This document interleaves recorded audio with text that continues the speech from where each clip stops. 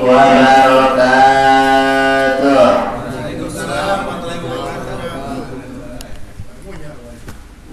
Apa yang ilmunya? Alhamdulillah.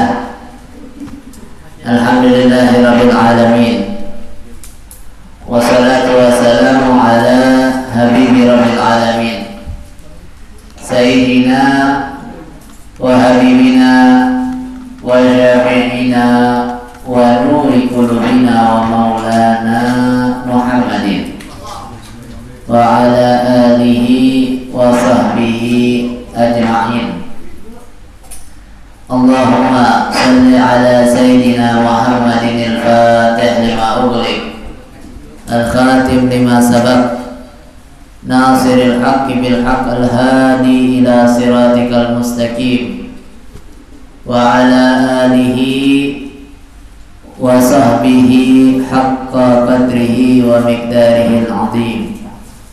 Subhanaka la ilma lana illa ma 'allamtana innaka anta alimul hakim. Rabbi israh li sadri wa yassir li amri wahlul 'uqdatam min lisani yafqahu qawli bijahin nabi wa sahbi wa ali amma ba'd.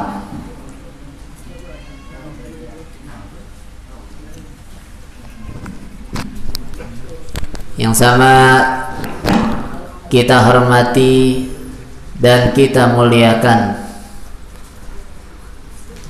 Sahibul Bait, pimpinan Yayasan Al-Khairiyah Bapak Haji Abdillah beserta keluarga. Kita doakan senantiasa diberikan sehat wal afiat, diberikan panjang umur dan dijauhkan dari segala penyakit yang zahir maupun yang batin. Amin amin ya rabbal alamin. Yang sama kita muliakan para asatidzah, guru-guru kita bersama, Al-Ustadz Seftianda Zahri yang insya Allah beberapa hari ke depan datang kemari nggak diboncengin, tapi naik BMW sama bininya. Amin amin ya rabbal alamin. Dan ada pula Al-Ustadz Nanang Firdaus yang hari ini iparnya nggak datang, mungkin sedang mempersiapkan hari yang sakral, yaitu hari menyatunya dua insan yang saling mencinta. Kita doakan Ustadz Nanang, Ustadz Nanda senantiasa diberikan sehat wal afiat, diberikan panjang umur, dikabulkan segala hajat-hajatnya, dimudahkan segala urusannya, dan diberikan ilmu-ilmu yang bermanfaat. Amin amin ya rabbal alamin. Dan yang paling kita muliakan dan paling kita hormati adalah pimpinan Majelis Miftahul Jannah Sultan Gandul yang suka dipanggil Adul.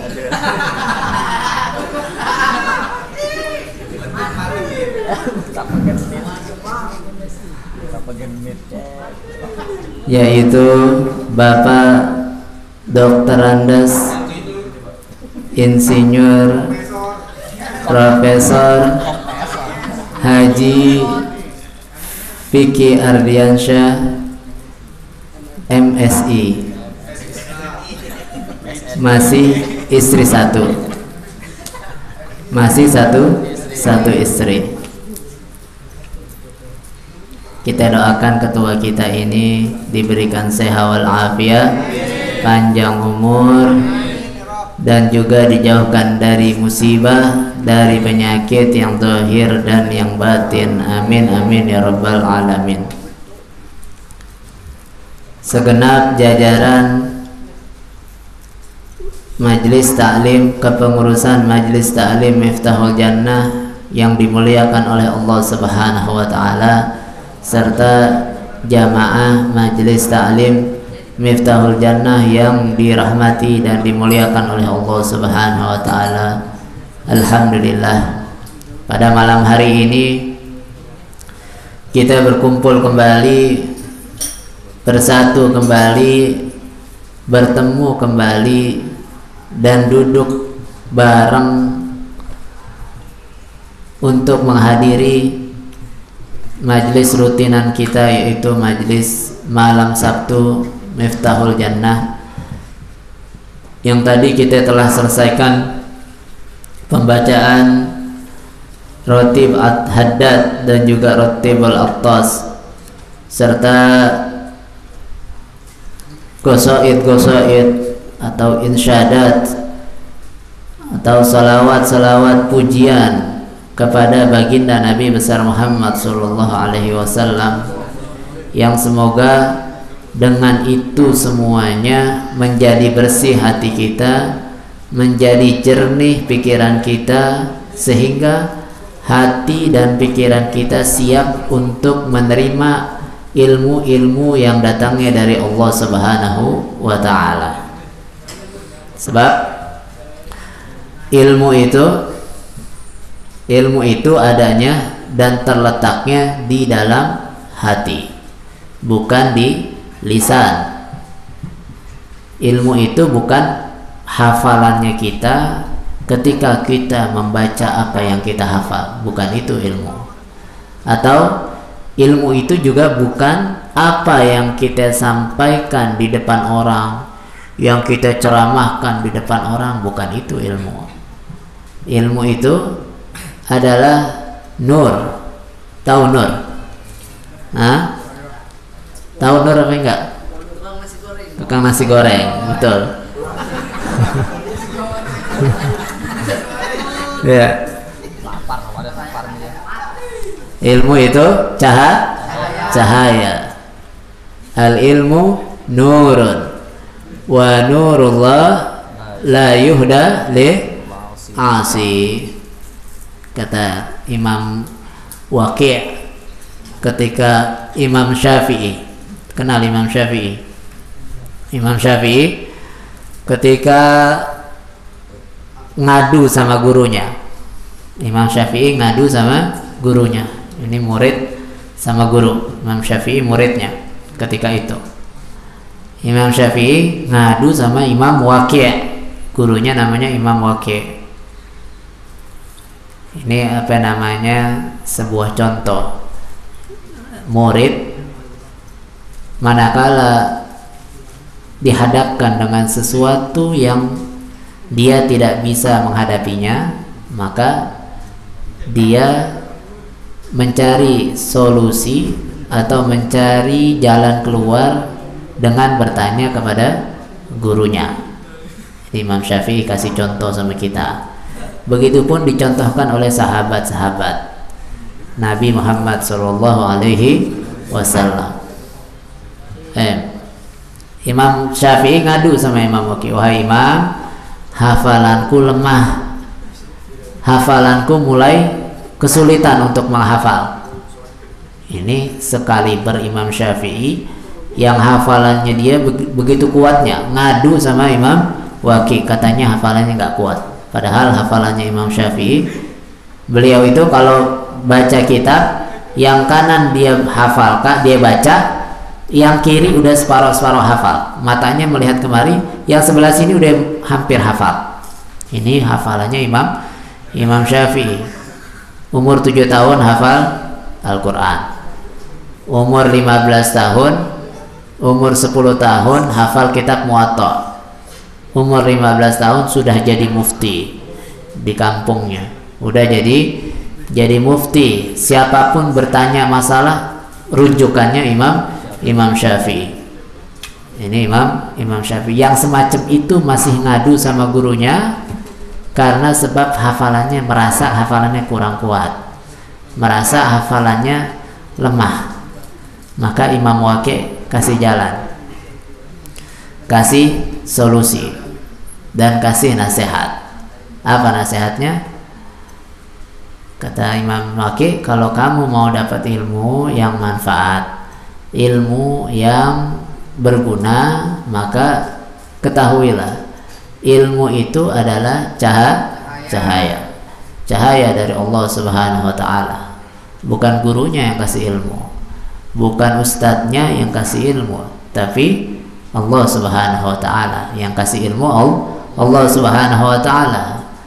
Kita datang ke majelis ilmu, kita menghafal, kita membaca, kita duduk, kita khusyuk, ataupun kita menghargai guru kita, kita menghormati guru kita, kita membantu segala macam yang dibutuhkan guru kita, itu hanya wasilah aja, hanya wasilah. Artinya sistem. Kita punya kehidupan itu butuh yang namanya sistem.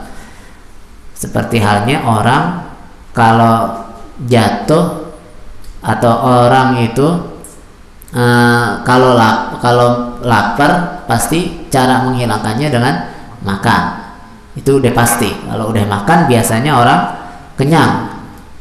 Walaupun ada beberapa orang yang makan mulu tapi nggak kenyang, ada dah pokoknya. Itu namanya sistem. Orang yang kalau kita kena air pasti basah, orang kalau sakit badannya lemas atau dan lain sebagainya, itu sistem. Begitupun orang yang durhaka sama orang tuanya pasti nggak bakal bahagia kehidupan. Itu sistemnya Allah Subhanahu wa taala. Artinya sunnatullah, udah kayak gitu aturannya Allah. Orang yang sholat duha insya Allah dilancarkan rezekinya. Orang yang menjaga sholat 5 waktu bahagia kehidupannya. Orang yang berbakti sama orang tuanya juga bakal dia jadi orang yang bahagia di dunia dan akhirat. Pasti semua yang berbakti sama orang tuanya, siapapun dia, pasti bakal bahagia hidupnya, pasti akan senang hidupnya, siapapun orangnya. Mau dia ahli maksiat ataupun dia kafir sekalipun, bakti sama orang tuanya bakal bahagia di dunia. Hanya saja kalau yang kafir mungkin di dunia aja bahagianya, tapi di akhiratnya enggak, karena syaratnya bahagia di akhirat adalah beriman kepada Allah Subhanahu wa taala. Itu sistemnya Allah, udah pasti begitu. Sistemnya kita hidup hormat sama orang tua, pasti bahagia hidupnya. Kita hormat sama orang tua, anak kita pasti hormat sama kita. Kita bakti sama orang tua, anak kita pasti bakti sama kita. Kita berbuat baik sama orang tua kita, anak kita pasti berbuat baik sama kita. Begitu juga kebalikannya. Kalau kita sering nyakiti hati orang tua kita, anak kita pasti bakal nyakitin hati kita, pasti. Kalau nggak percaya, tungguin kalau punya anak. Itu pun kalau punya anak. Kita durhaka sama orang tua kita, anak kita pasti bakal durhaka sama kita. Kita ngelawan sama orang tua kita, anak kita pasti bakal ngelawan sama kita. Kita suka ngambilin duit orang tua kita, anak kita pasti bakalan ngambilin duit kita nanti. Semua yang kita lakukan, yang kita kerjakan terhadap orang tua kita, bakal kita alami dan bakal dilakukan oleh anak kita kepada kita.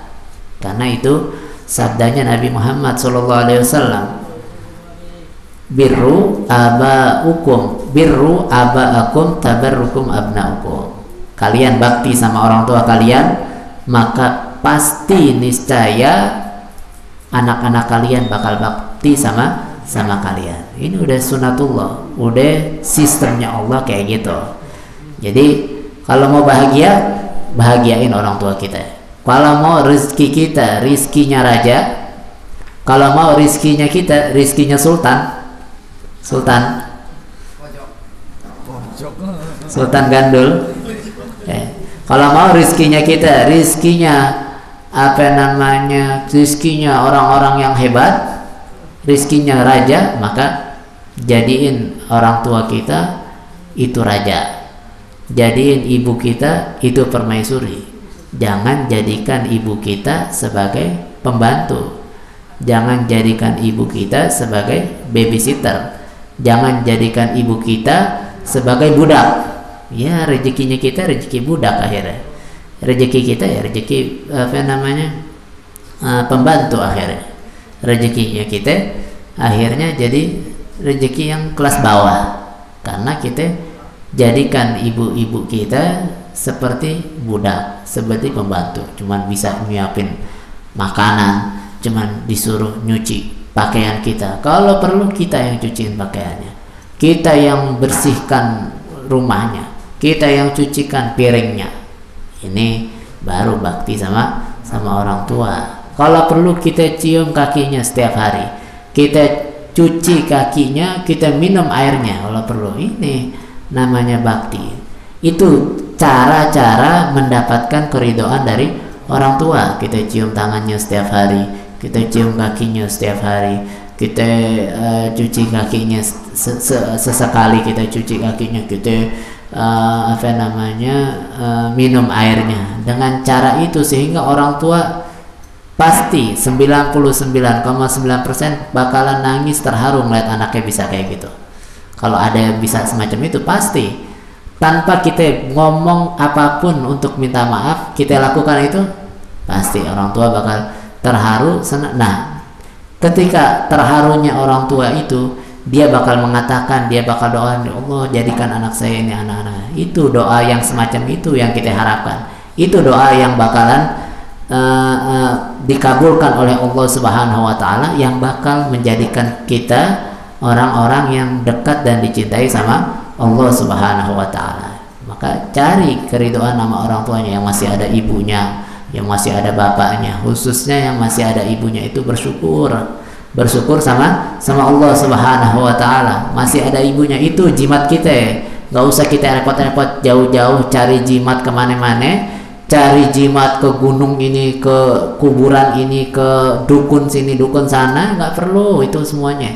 Bahkan kita gak perlu minta doa sama siapa-siapa. Itu jimat kita ada di rumah, itu ada di ibu kita. Perlakukan ibu kita dengan baik, itu yang bakalan menjadikan kehidupan kita bahagia. Maka kita introspeksi diri kita. Kita lihat, yang tahu diri kita cuma kita. Yang paling tahu kita seperti apa, ya kita sendiri. Kita tahu ini, kita ini lagi dalam keadaan yang baik atau enggak, kita ini dalam keadaan baik-baik aja atau enggak. Kalau kita perhatikan diri kita tidak baik-baik saja, artinya kok kenapa kalau diajak sholat berat, kalau diajak baca Al-Quran ngantuk mulu, kalau diajak majlis taklim ada aja halangannya. Walaupun halangan itu seakan-akan alami, kayak hujan, kan hujan nih, alami hujan. Siapa yang minta hujan? Siapa yang tahu bakalan hujan? Kan nggak ada yang tahu. Seakan-akan alami, tapi itu menjadi penghalang datangnya kita ke majlis ilmu.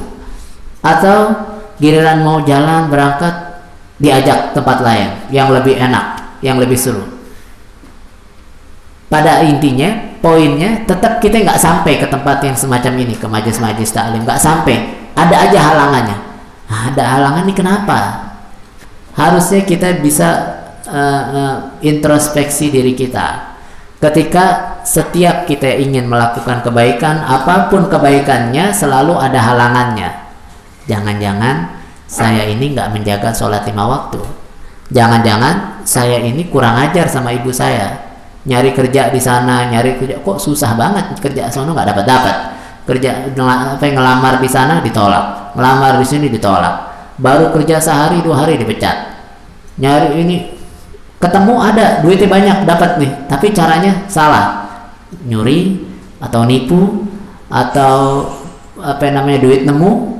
Ada rezeki duit nemu 100.000, sering nemunya. Itu bukan rezeki namanya. Itu bukan rezeki. Jangan-jangan itu semuanya karena durhakanya kita sama orang tua kita. Jangan-jangan itu semuanya sebab murkanya orang tua kita sama kita. Memang orang tua itu mustahil, jarang orang tua yang katakan dasar anak saya dangkalan, mati aja, jarang. Kecuali lagi ngamuk dia, jarang. Pasti habis itu baik lagi.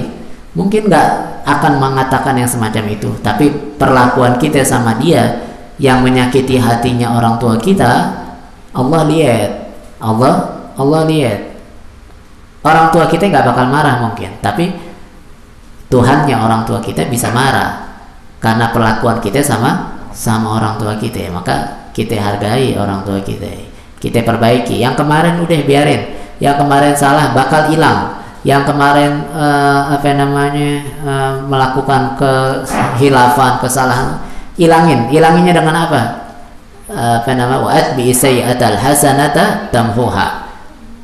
Tutup kebusukan kita dengan kebaikan. Yang kebaikan itu akan menghapus daripada kebusukan-kebusukan kita. Kita dengar waktu Al-Walid, guru kita bersama, Habib Ali bin Abdurrahman Al-Habsi Al-Asgaf, katakan waktu baru pertama datang ke sini, beliau kata apa?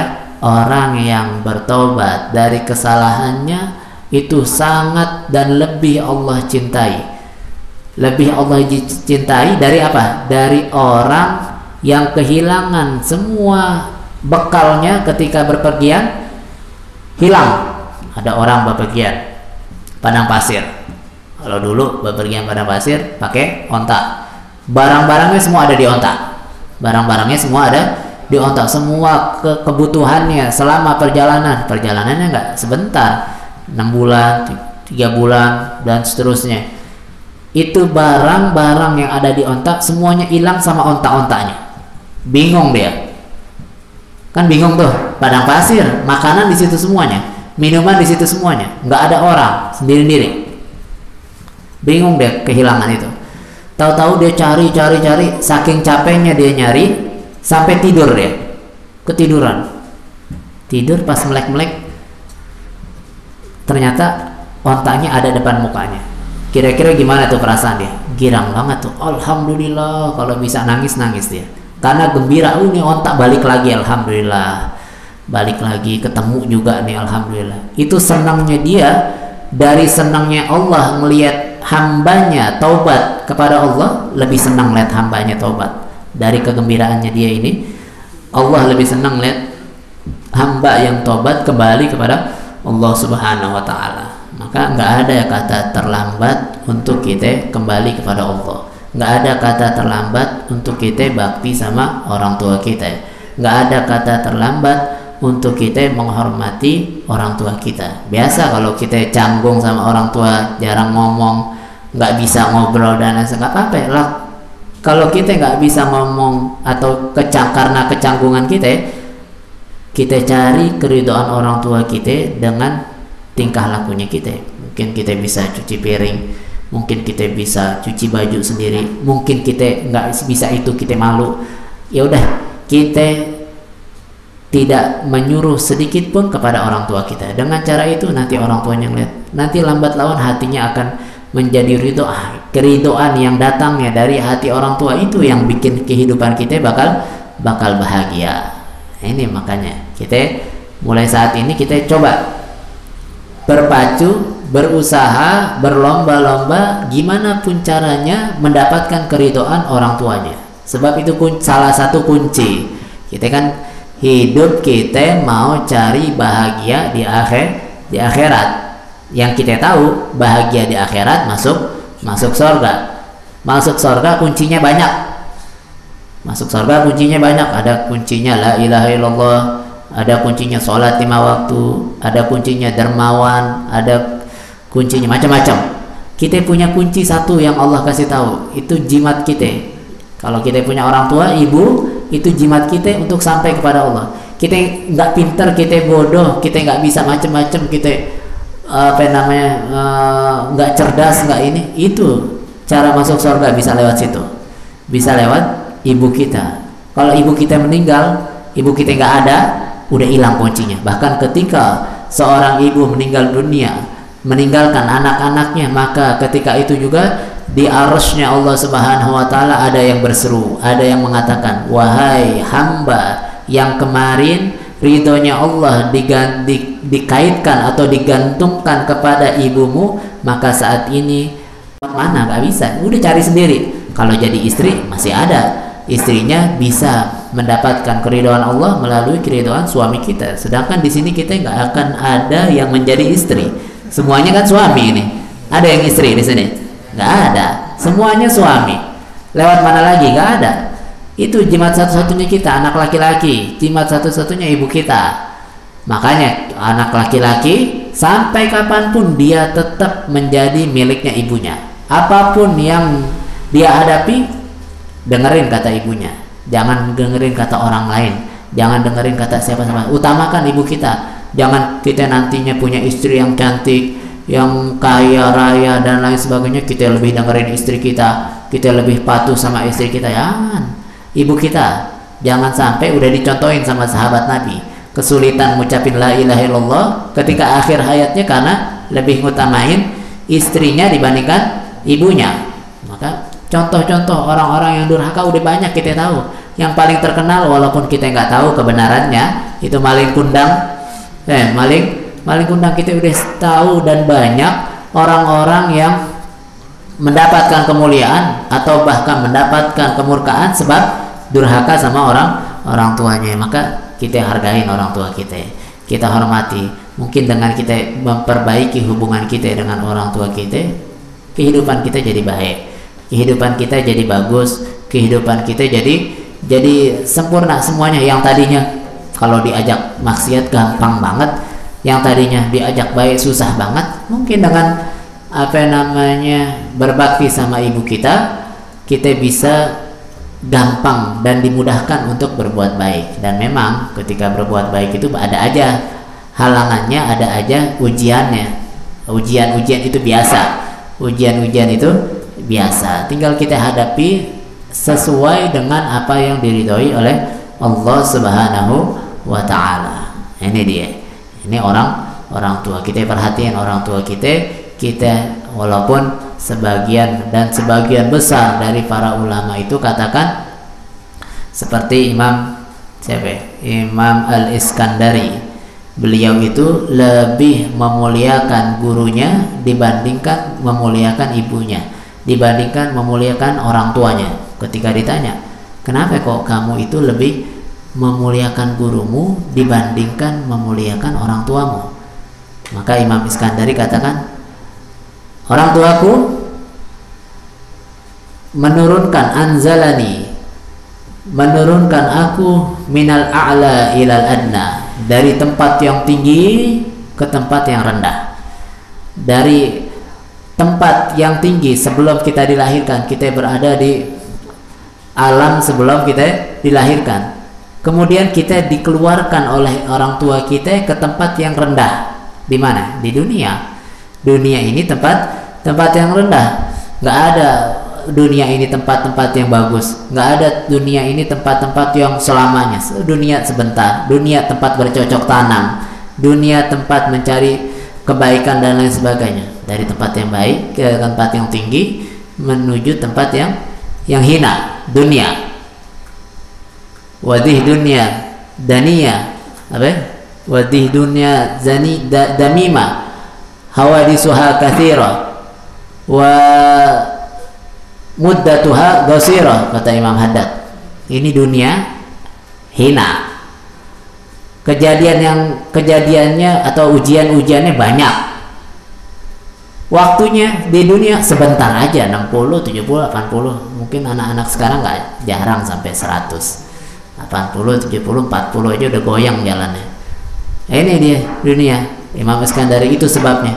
Tapi lihat guruku, kata Imam Iskandari, guruku akhrajani minat adna ilal a'la, mengeluarkan aku dari tempat yang hina dunia ini, diangkat kemana? Ke tempat yang tinggi. Kemana? Ke surga Firdaus.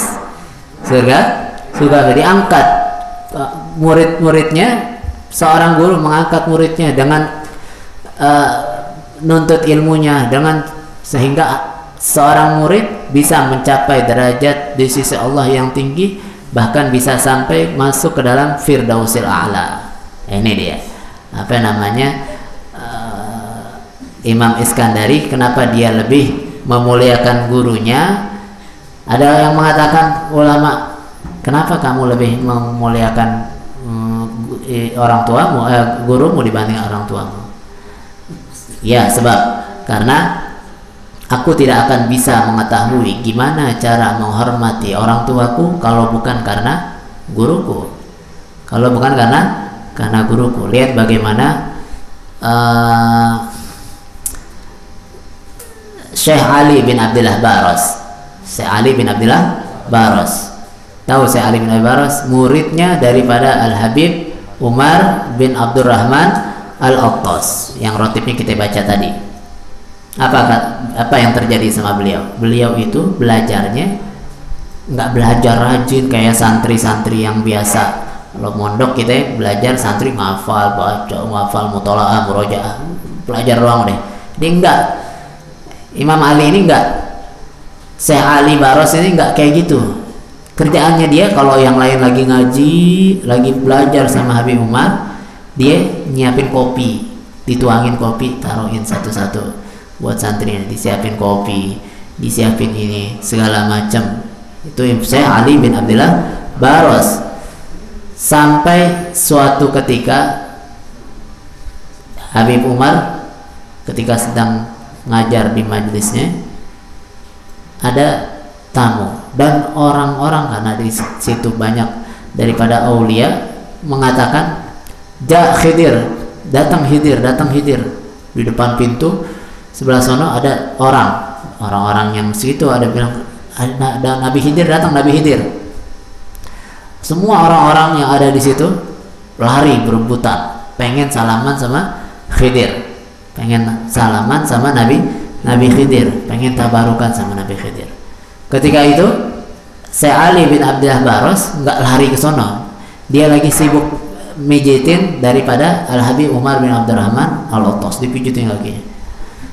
Akhirnya dia nggak gerak sama sekali, padahal di sono ada Nabi Khidir yang orang-orang berebutan mau salaman. Akhirnya ditanya sama Habib Umar, "Wahai Ali, kenapa kamu nggak tazdahim ma'ahum wa tusafih? Kamu kenapa nggak berebutan sana, ikut-ikutan berebutan salaman sama Khidir?" Maka Syekh Ali bin Abdullah Baros ini katakan, "Ya, buat aku di sini, kenapa aku tidak pergi ikut ke sana? Sebab di hadapanku sudah ada guruku, artinya di hadapanku sudah ada matahari, maka aku nggak perlu matahari yang lebih besar lagi." Kata ini Syekh Ali bin Abdullah, artinya dia sudah yakin dan keyakinannya sudah penuh terhadap gurunya itu Al Habib Umar bin Abdurrahman Al-Attas. Makanya ada ungkapan, "Idil fata hasba i'tiqadihi rufi', wa kullu man lam ya'taqid lam yantafi'." Seseorang itu bisa naik derajatnya sesuai dengan keyakinannya dia terhadap apa yang dia lihat.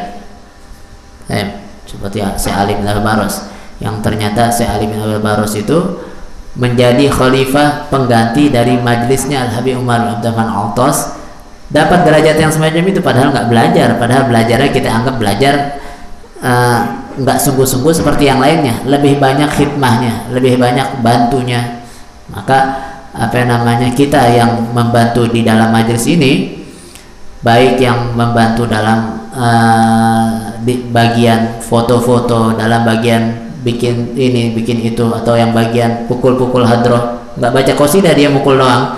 Semua yang membantu ini jangan merasa, "Oh, saya nggak bantunya cuma gini doang, saya tiap hari cuma masak doang, cuma ini doang." Jangan berkecil hati. Dengan sebab yang kecil yang semacam itu, bisa kita nggak tahu, barangkali itu yang bisa meninggikan derajat kita di sisi Allah Subhanahu wa Ta'ala. Kita lihat Imam Syekh Ali bin Abdullah Baros. Makanya seseorang itu tergantung apa yang dia yakini. Wa kullu man lam ya'taqid lam yantafi'. Setiap orang yang nggak punya keyakinan terhadap apa yang dia lihat, terhadap gurunya, terhadap apapun yang dia lihat, kalau dia nggak ada keyakinan sama sekali, nggak ada manfaatnya buat dia. Kita lihat siapa? Nabi Muhammad SAW. Yang paling gampang kita contohin Nabi Muhammad.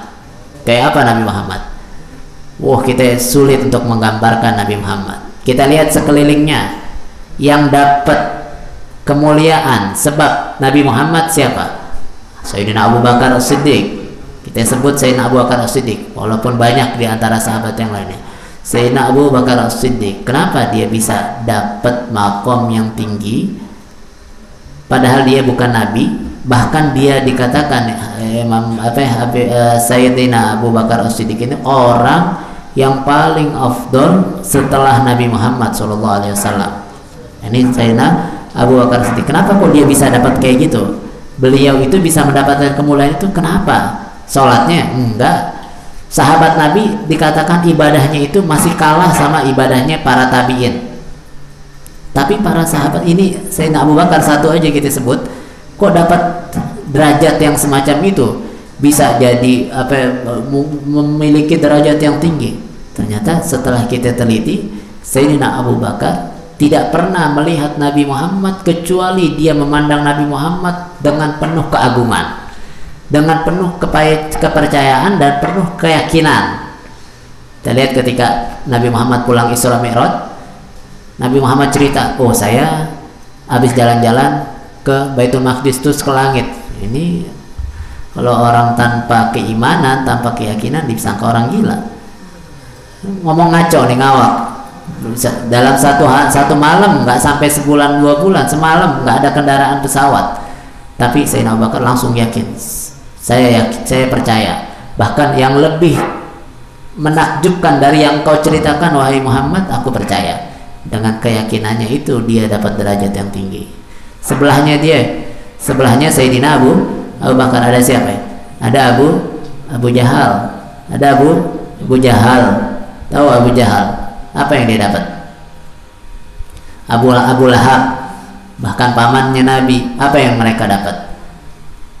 Murka dari Allah, laknat dari Allah. Bahkan Abu Lahab abadi laknatnya di dalam Al-Quran, tabbat yada abi lahabim wa tab. Kenapa kok dia padahal ngumpul bareng sama Nabi, duduk bareng sama Nabi? Karena gangguannya bukan, itu hasilnya. Gangguan itu hasil. Sebabnya apa? Sebabnya Abu Jahal, Abu Lahab melihat Nabi Muhammad cuma melihat Muhammad orang, anaknya Abdullah, ponakannya Abu Thalib, cucunya Abdul Muthalib, anaknya Aminah, saudara gua itu, ponakan gua, kata Abu Lahab. Ngelihatnya pandangan biasa, manusia biasa, bukan pandangan pengagungan, bukan pandangan keyakinan, bukan pandangan penghormatan, bukan pandangan bahwa dia itu adalah utusan Allah, seorang nabi. Maka di sini kita belajar mengagungkan, memuliakan dan menghormati apa yang diagungkan dan dimuliakan oleh Allah Subhanahu wa taala. Ini dia. Jadi panjang ngomongnya ini. Tapi baru setengah 10 ya? Ya, kira-kira bisa dipahamin ya. Ini belum dibaca nih kitabnya, panjangan. Tadi pagi, alhamdulillah kita, mudah-mudahan ini jadi bisyarah buat kita, untuk majelis kita juga. Alhamdulillah tadi malam saya bermimpi Habib Zain bin Ibrahim Smith datang ke sini, bukan ke sini tapi datangnya ke An-Nur. Datang ke An-Nur terus jalan ke sana, nginepnya di sana. Di perjalanan Anda bilang sama Habib Zain, cerita bahwasanya Anda punya hajat, ada hajatnya udah Anda sampaikan secara langsung sama Habib Zain lewat putra beliau. Akhirnya Habib Zain senang. Setelah itu tidur terus bangun, terus tidur lagi, mimpi Habib Novel bin Salim bin Jindan. Habib Novel nih, bapaknya Habib Jindan, mimpi ada di sini. Nah, itu di sini. Nah, ini Habib Novel ngapain ceramah ini? Perasaan udah meninggal. Ane bilang sama Habib Ahmad atau Habib Jindan ketika di dalam mimpi itu, lah Habib, bukannya walidak abah ente udah meninggal? Lah belum, itu masih ada tuh. Itu masih ceramah. Ini bener ini. Perasaan kayak bukan mimpi tapi mimpi. Ternyata mimpi. Habis itu pas ditegesin ternyata mimpi. Pas ditegesin baru bangun, melek. Oh, mimpi ternyata. Kira kayak beneran hidup. Habib Novel bin Salim bin Jindan seakan-akan. Alhamdulillah, mudah-mudahan yang semacam ini bisa jadi kabar gembira buat kita, bisa jadi bisyarah buat kita. Mudah-mudahan Allah ridho, dan mereka para habaib kita, guru-guru kita perhatian sama kita punya majlis. Mereka senang dan ridho sama apa yang kita lakukan. Mudah-mudahan itu semuanya jadi bisyarah buat kita, jadi kabar gembira. Alhamdulillah. Jadi alhamdulillah, aneh itu Kalau aneh nih yang aneh rasain, kalau aneh rajin baca roti, baca wirid wirid hari-hari kita aneh rajin kita baca terus, itu yang ngimpi yang habaib gitu malah hilang, nggak ketemu ngimpi. Tapi kalau giran aneh malas, giran nggak kita baca, bisa kita nggak baca 3 hari 2 hari atau bahkan bisa sampai seminggu kita nggak baca tuh roti haddad, roti ottos dan wiridan yang lainnya, habis subuh habis maghrib nggak kita baca, itu datang tuh ntar ngimpi siapa, atau ngimpi Said Muhammad Maliki, atau ngimpi Habib Zain Smith, atau ngimpi habaib yang lainnya, ngimpi macam-macam. Makanya mungkin itu perhatiannya mereka sama kita. Alhamdulillah, mudah-mudahan kita punya majlis juga dapat perhatian dari mereka, sebab perhatian dari mereka itu juga salah satu kunci, sama seperti kita sama orang tua. Kita mau tahu Allah itu lagi ridho sama kita atau enggak, Allah itu lagi murka sama kita atau enggak. Kita lihat mak kita kesel nggak sama kita. Kalau kesel, Allah pasti lebih kesel. Kalau mak kita senang sama kita, ridho, Allah pasti lebih ridho. Ini sama perhatian guru kita, mudah-mudahan sebagai tanda perhatian Allah kepada kita. Dan semoga ini baca nggak nih? Nggak usah deh, kelamaan ntar kalau dibaca. Mudah-mudahan perhatian guru-guru kita menjadi tanda perhatian Allah juga datang dan terpancarkan kepada kita, dan sehingga Allah jadikan kita hamba-hambanya yang diridhoi oleh Allah, hamba-hambanya yang selalu mudah untuk berbuat kebaikan, hamba-hambanya yang selalu digampangkan dalam berbuat kebajikan. Dan mudah-mudahan Allah Subhanahu wa Ta'ala senantiasa mengkabulkan segala hajat-hajat kita, hajat-hajat orang tua kita, hajat-hajat guru-guru kita, dan semoga Allah Subhanahu wa Ta'ala memudahkan segala urusan kita dan menggampangkan segala keinginan kita. Yang punya hajat, setiap dari kita semuanya masing-masing memiliki hajat dunia kita, hajat akhirat kita, hajat yang belum dapat kerja mau kerja, hajat yang belum nikah mau nikah, hajat yang ini itu segala macam, semua hajat kita yang bermacam-macam itu, asalkan Allah ridho, asalkan Nabi Muhammad senang, kabulkan. Mudah-mudahan semua hajat-hajat itu dikabulkan oleh Allah Subhanahu wa Ta'ala, dan semoga Allah Subhanahu wa Ta'ala jauhkan kita dari segala musibah, jauhkan kita dari segala mara bahaya, jauhkan kita dari segala penyakit yang zahir maupun yang batin, dan jauhkan kita dari segala wabah, dari segala virus-virus, terutama lagi dari virus corona. Dan semoga virus corona ini Allah angkat dari negeri kita yang tercinta, Allah angkat dari negeri-negeri kaum muslimin umumnya, ala hadhihi niyah wa ala kulli niyah salihah jami'ah syamilah wa ila hadrati Nabi Sayyidina Muhammadin sallallahu alaihi wasallam, Sayyid Muhammad Ali Al-Maliki, Sayyid Hasan Baharun, Sayyid Hamid Al-Akaf, Sayyid Alwi bin Abi Bakar Al-Haddad, wa ila hadrati Nabi Sayyidina Muhammadin sallallahu alaihi wa alihi wa sahbihi wa sallam. Al-Fatihah. A'udzu billahi minasyaitonir rajim. Bismillahirrahmanirrahim. Alhamdulillahirabbil alamin, arrahmanir rahim, maliki yaumiddin. Iyyaka na'budu wa iyyaka nasta'in. Ihdinas siratal mustaqim, siratal ladzina an'amta 'alaihim ghairil maghdubi 'alaihim waladdallin. Amin. Afdalu dzikri la ilaha illallah,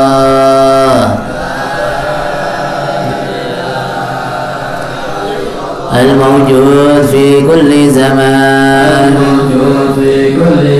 la ilaha illallah, al-ma'bud fi kulli makan, la ilaha illallah, al-madhkur bi kulli lisan, la ilaha illallah, al-ma'ruf bil ihsan, la ilaha illallah,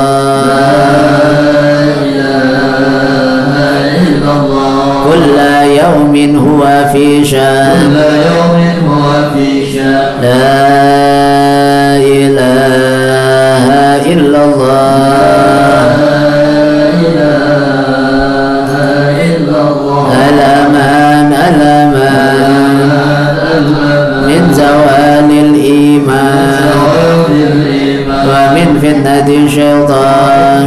يا قديم الإحسان كم لك علينا من إحسان إحسانك القدير يا حنان يا منان يا رحيم يا رحمن يا غفور يا غفار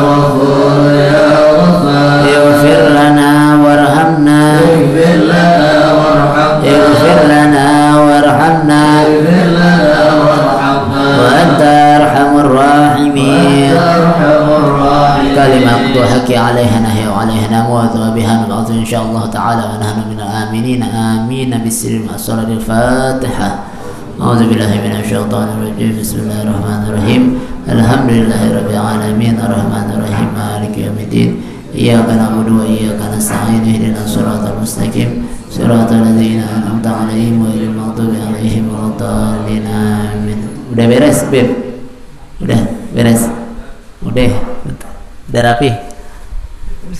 Allahumma bihaqil Fatihah wa bisirril Fatihah wa bikaramatil Fatihah wa biman unzilat alaihi Fatihah wa bihaqi Sayyidah Fatimah wa abiha wa ba'liha wa baniha wa ummiha wa akhiha Maulana ya Maulana ya sami' du'ana bihurmati Muhammadin sallallahu alaihi wasallam taqabbal du'ana wastajib rajana wa la tukhayyib rajana wa ballighna munana ya waqdi hajatina dunyana wa ukhrana ya rabbal alamin. Allahumma ya man wafaqa ahlal khair li khair wa annahum alaih wafiqna lil khair wa inna alaih ya rabbal alamin. Ya Allah biha ya Allah biha ya Allah bihusnul khatimah da'wah biha subhanakallahumma tahiyyatuhum biha salam wa akhiru da'wana anil hamdulillahi rabbil alamin. Ya Rabbal